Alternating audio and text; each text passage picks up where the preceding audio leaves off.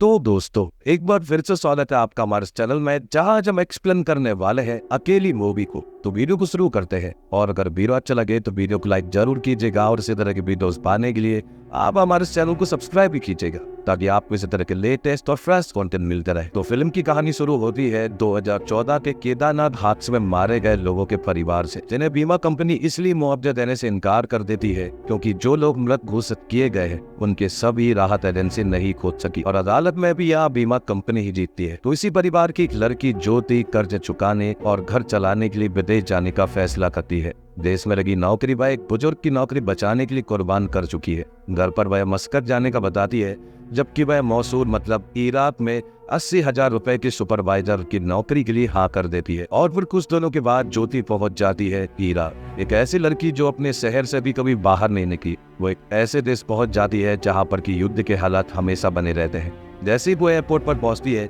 तो वहां पर उसका मैनेजर रफीक उसे मिलता है, और रफीक जब ज्योति को यहाँ के हालात बता ही रहा होता है कि तभी यहाँ पर सामने एक वो घटना होते हुए देखते हैं, जहाँ पर कि एक लड़की की छाती पर एक बॉम्ब लगा हुआ था। बॉम्ब डिफ्यूज करने वाले बहुत कोशिश करते हैं उस बॉम्ब को डिफ्यूज करने की, लेकिन आखिर में वो उस लड़की को नहीं बचा पाते हैं, जिस वजह से वहाँ पर एक जोरदार धमाका होता है और सभी लोग बुरी तरह से सदमे में पहुंच जाते हैं। और सबसे बड़ा सदमा यहाँ पर ज्योति को लगा था, क्योंकि ऐसे हालात उसने कभी भी नहीं देखे थे। उसे यहाँ पर डर लगने लगा था, लेकिन उसे दिलासा दिया जाता है कि ऐसे हादसे बहुत कम होते हैं। लेकिन वहाँ के हालात बहुत ज्यादा बिगड़ने लगे थे, हालात बद से बदतर होने लगे थे। आईएसआईएस के लोग दूसरे देश के लोगों को बुरी तरह से मार रहे थे और लड़कियों को अपने कब्जे में कर रहे थे। लेकिन यहाँ पर रफीक ज्योति को बताता है कि हम बिल्कुल सेफ जगह पर हैं, यहाँ पर ऐसा कुछ भी नहीं होता है। वो यहाँ पर सभी लोगों से मिलवाता है और साथ में सभी लोग खाना भी खाते हैं। धीरे धीरे करके रफीक यहाँ पर ज्योति के नजदीक आने लगता है। वो यहाँ पर ज्योति को काम सिखा रहा होता है, और कहीं ना कहीं ज्योति को भी अब रफीक पसंद आने लगा था, और उसे यहाँ की जगह भी पसंद आ गई थी। उसे काम भी काफी अच्छा लगा था, क्योंकि उसे काफी कम काम करना होता है और सैलरी उसकी 80,000 थी। लेकिन एक रात जब वो उठती है तो वो देखती है कि कई जगहों पर धमाके हो रहे हैं, और ये चीजें वो साफ देख पा रही होती है, मतलब कि माहौल फिर से बिगड़ने लगा था। इसलिए अगले दिन जो भी काम करने वाले यहाँ पर लोग थे वो अपने पासपोर्ट की मांग करते हैं। लेकिन यहाँ की जो मैडम होती है वो कहती है कि हमें 3 इम्पोर्टेंट ऑर्डर मिले हैं और उन्हें कंप्लीट करना होगा, जिसके बाद ही आप यहाँ से जा सकते हैं। लेकिन हालात बहुत ज्यादा बिगड़ते इससे पहले ही रफीक देखता है कि वो आईएसआईएस के लोग यहाँ पर आ रहे होते हैं। उन्हें मालूम है कि ये प्रॉब्लम बहुत बड़ी है, क्योंकि ये सभी लोग बहुत ही ज्यादा घिनौने होते हैं। इसलिए यहाँ पर जितने भी काम करने वाले लोग होते हैं उन सभी को बेसमेंट में छिपा दिया जाता है। लेकिन उनके लीडर को बहुत अच्छे से मालूम है कि यहाँ के लोगों को इन लोगों ने छिपा दिया है। रफीक और उसके साथ 2 लोग और थे जो कि इन लोगों के सामने खड़े हुए थे। वो लोग उन लोगों का पता पूछ रहे थे, लेकिन रफीक तो नहीं बता रहा था। लेकिन रफीक के बाजू वाले आदमी ने उस आदमी को सब कुछ बता दिया था। तो जैसे उन लोगों को मालूम चला कि सारे लोग बेसमेंट में छिपे हुए हैं, तो सभी लोग वहां पर पहुंच जाते हैं और सारी लड़कियों को वो अपने कब्जे में कर लेते हैं। यहाँ पर जितने भी लोग थे वो बहुत ज्यादा डरे हुए, क्योंकि उन लोगों को ऐसा लग रहा था कि ये लोग हम सभी लोगों को मार देंगे। लेकिन यहाँ पर वो लड़कियों को तो नहीं मारते हैं, लेकिन यहाँ पर काम करने वाले जितने भी आदमी थे वो उन सभी लोगों को लाइन से खड़ा करके बेरहमी से मार दिया जाता है। और यहाँ से इन सारी लड़कियों को एक खुफिया जगह पर ले जाया जाता है, मतलब कि एक खुफिया अड्डे पर, जहाँ पर लड़कियों का भागने का सवाल ही पैदा नहीं होता है। सभी को काले बुर्के पहना दिया जाते हैं और बारी बारी से वो आदमी इन सभी को सेलेक्ट कर रहा था। लेकिन सबसे पहले वो यहाँ पर ज्योति को सेलेक्ट करता है। ज्योति को वो अपने साथ ले जाता है, और यहाँ पर ज्योति भीख मांग रही होती है कि उसे छोड़ दे।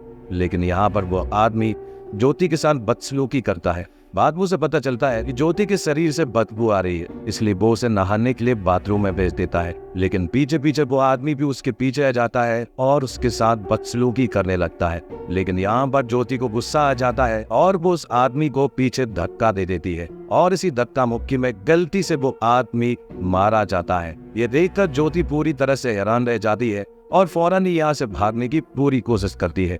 लेकिन वो यहाँ से भागने में असमर्थ होती है, वो पकड़ी जाती है, और अब उसे ऐसा लग रहा था कि शायद अब वो मारी जाएगी। लेकिन तभी यहाँ पर असद नाम के इनके लीडर की एंट्री होती है, जो कि बहुत ही ज्यादा दरिंदा है।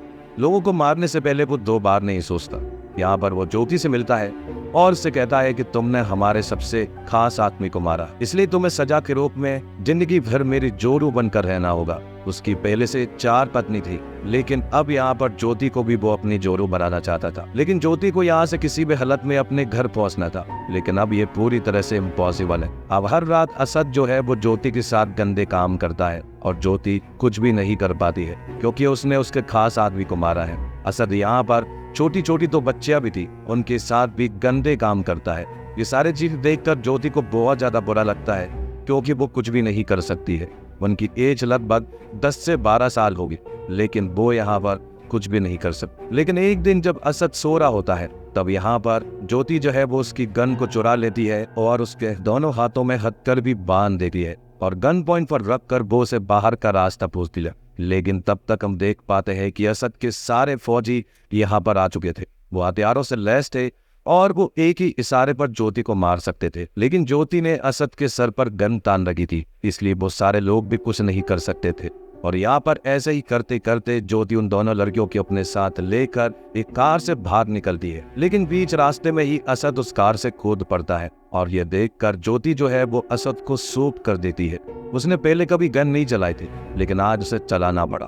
जिसके बाद अगली सुबह तक वो पहुंच जाते हैं आर्मी के कुछ सोल्जरों के पास, जहां पर उसे पहुंचकर ऐसा लग रहा था कि शायद यहाँ पर उनकी जान बच जाएगी, क्योंकि आर्मी के लोग ISIS के लोगों के खिलाफ थे। यहाँ पर वो आर्मी के लोग उन लोगों को खाना खिलाते हैं। उन्हें ऐसा लग रहा था कि शायद वो यहाँ पर बिल्कुल सेफ है, लेकिन तभी यहाँ पर ज्योति जो है वो उनकी सारी बातों को सुन लेती है। उसे मालूम चल जाता है कि असद और असद के लोग यहाँ पर कभी भी पहुंच सकते हैं, जिससे कि हमें मालूम चलता है कि असद जिंदा है। ये सुनने के बाद तो यहाँ पर ज्योति उन दोनों लड़कियों को लेकर अपने साथ तुरंत ही निकल पड़ती है। यहाँ पर वो अपनी कार को उठाती है और कार के पीछे वो सारे सोल्जर्स और असद के लोग लग जाते हैं। यहाँ पर ज्योति जो है वो काफी बहादुरी से अपनी कार को लेकर भागती है। वो सारे मिलिटेंट उनका पीछा कर रहे थे, लेकिन ज्योति यहाँ पर उन सभी को सबक सिखाकर ऐसी जगह पर पहुंच जाती है जहां पर कि उन्हें पहले पहुंच जाना था। वो पहुंच जाते हैं कैंप पर, जहां पर के रियल फौजी थे जो कि सभी लोगों की मदद कर रहे थे और बारी बारी से सभी को अपने देश पहुंचाया जा रहा था। दूसरी तरफ हमारी इंडियन गवर्नमेंट भी पूरी तरह से सहायता कर रही थी कि जो भी की इराक में फंसे हैं उन सभी को वहां से बाहर निकाला जाए। अब ज्योति को बाहर निकलने के लिए उसकी एक नई आइडेंटिटी बनाई जाती है, जिसमें उसका नाम मारियम सुल्तान था। उसे एयरपोर्ट भेजा जाता है, जहां पर कि वो बगदाद के एयरपोर्ट पर पहुंच जाती है। वहां से उसे इंडिया के लिए फ्लाइट लेनी थी, लेकिन तभी यहाँ पर ज्योति देखती है कि असद और असद के लोग यहाँ पर पहुंच चुके हैं और उन्होंने इस पूरी के पूरे एयरपोर्ट को सीज कर दिया है और जो फ्लाइट उड़ने वाली थी वो उसे भी रद्द करवा देते हैं। यहाँ पर ज्योति जो है वो किसी तरह से टॉयलेट में छिप जाती है, लेकिन पीछे पीछे असद के लोग भी आ जाते हैं। जैसे असद के लोग टॉयलेट में घुसते हैं तो उन्हें पता चलता है कि ज्योति खिड़कियों के रास्ते से भाग गई है। वो बाहर भी उसका पीछा करते हैं और काफी जगह पर ढूंढते हैं, लेकिन ज्योति पानी के टैंक में डुबकी लगाकर बहुत देर तक सांस रोककर छिप जाती है।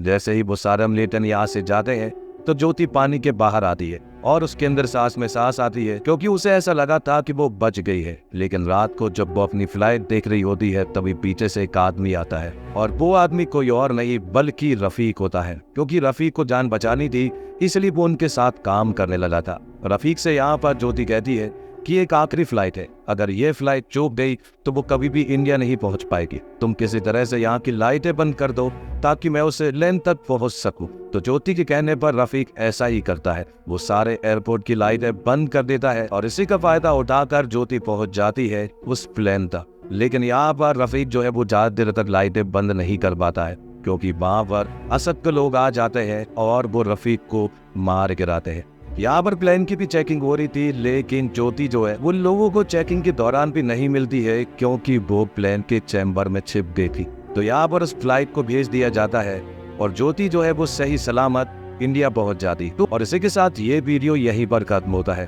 तो दोस्तों उम्मीद करता हूँ आपको वीडियो पसंद आई होगी। वीडियो पसंद आई हो तो वीडियो को लाइक जरूर कीजिएगा और इसी तरह के वीडियोस पाने के लिए आप हमारे चैनल को सब्सक्राइब कीजिएगा, ताकि आपको इसी तरह के लेटेस्ट और फ्रेश कंटेंट मिलते रहे। मिलते हैं एक और कमाल की वीडियो के साथ, तब तक के लिए आप हमारे चैनल के साथ बने रहिए।